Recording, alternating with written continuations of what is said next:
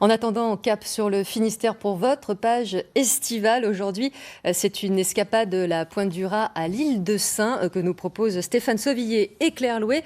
Bonsoir Claire, vous voici en direct de la Pointe du Raz, un site exceptionnel évidemment et qui est très prisé par les touristes, surtout après 2 mois de confinement. Le site emblématique de la Pointe du Raz a en effet enregistré des records d'affluence de 12% environ supplémentaires depuis le mois de juillet. Cet espace naturel remarquable est à la fois grandiose, en effet, mais aussi fragile. Le public est donc invité à suivre les cheminements. Et pour mieux appréhender ce territoire d'exception, je vous propose de mettre vos chaussures de randonnée et de suivre le guide.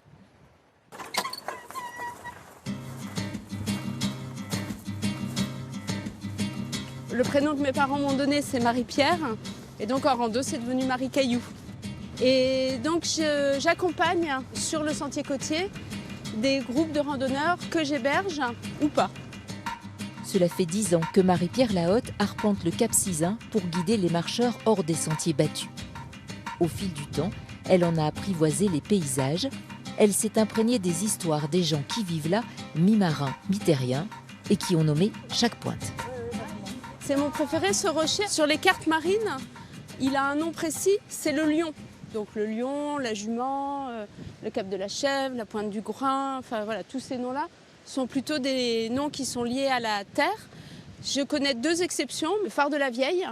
La Vieille, c'est un poisson. Et la pointe de Brézélec, où on était hier, qui aurait un rapport avec le maquereau.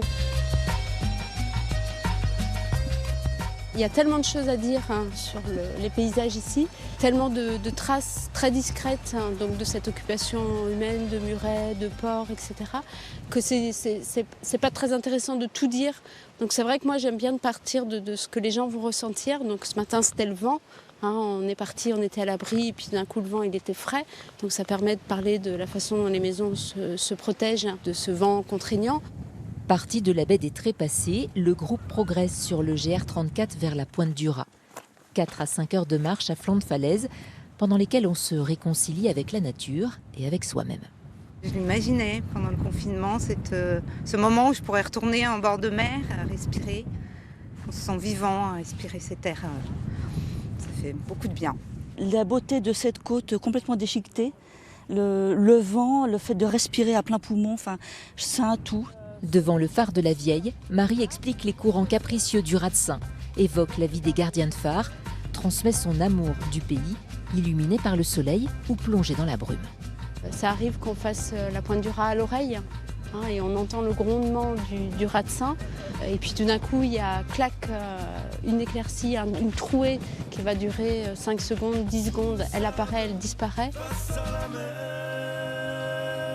C'est assez addictif en fait, ce genre de lieu, parce que c'est jamais tout à fait le même.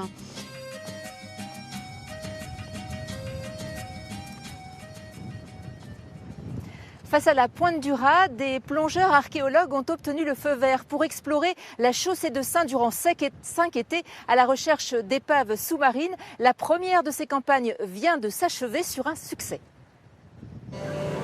Par beau temps, Sein a tout d'un paradis. Mais pour les navigateurs, le secteur peut vite devenir un enfer. L'île est le point culminant d'une arête granitique d'une vingtaine de kilomètres de long où se sont fracassés bien des navires. Des passionnés d'épaves sous-marines ont obtenu de l'État l'autorisation exceptionnelle de cartographier cet été la chaussée de Sein. On est en train de mettre en place la magnétométrie.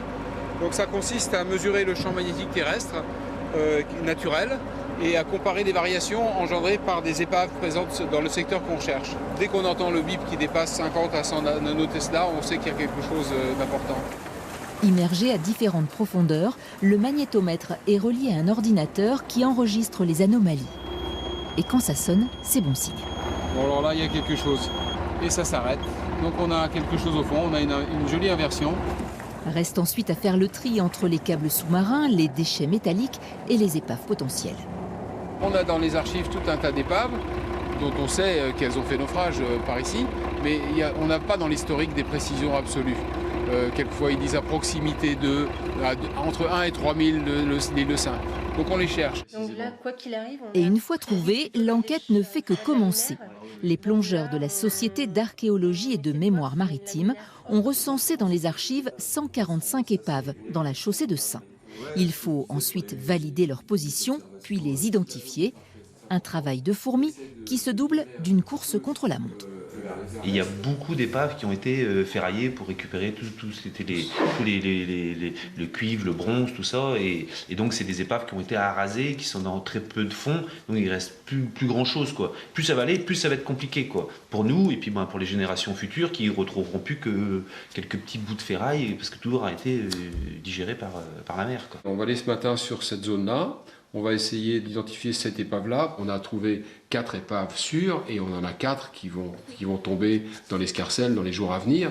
Donc trouver 8 épaves sur une mission, ça m'est jamais arrivé en 30 ans. Cap sur l'Échat, à 1 mile de l'île de Saints. L'équipe plonge sur les débris d'un bateau découvert il y a quelques jours. Ce qui est stimulant, c'est de plonger sur des épaves qui n'ont jamais été trouvées et puis remonter le fil de l'histoire du navire aussi, de savoir comment il est arrivé là, de connaître son histoire, l'histoire du bateau et l'histoire du naufrage aussi. À 7 mètres sous l'eau, pas de courant ce jour-là et une visibilité exceptionnelle. Dans la forêt de Laminaire, les plongeurs traquent, comme des chasseurs, le moindre indice qui permettrait de mettre un nom sur l'épave. Tout à coup, près de l'ancre, à l'avant du bateau, Julien est intrigué par quelque chose, une plaque. Elle était dans le sable, sous un caillou. J'ai soulevé le caillou, il y avait une petite bordure qui dépassait. On a l'année de construction, 1883. On a l'endroit où il est construit à Glasgow. C'est la première fois en 40 ans qu'on trouve une plaque constructeur à la première plongée. C'est tout petit, il y en a une seule par bateau. C'est incroyable de la trouver. Donc on a la position du bateau, on a la plaque, ça nous suffit, on sait ce que c'est gagné. Les archéologues ont mis la main sur un trésor, la plaque du constructeur du Treuil, qui leur permet d'identifier avec une quasi-certitude le cargo anglais le Glenlivet, naufragé il y a 120 ans.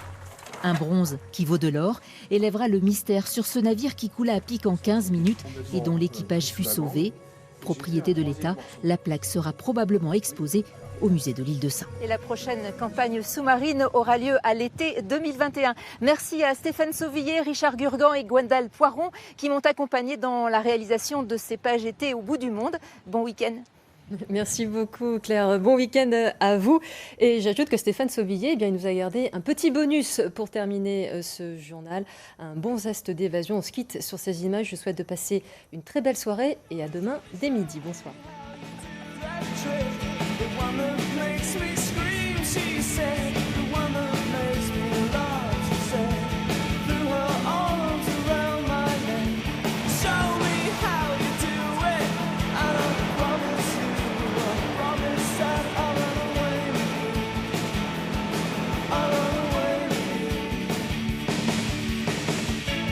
Retrouvez toute l'actualité de votre région sur bretagne.france3.fr.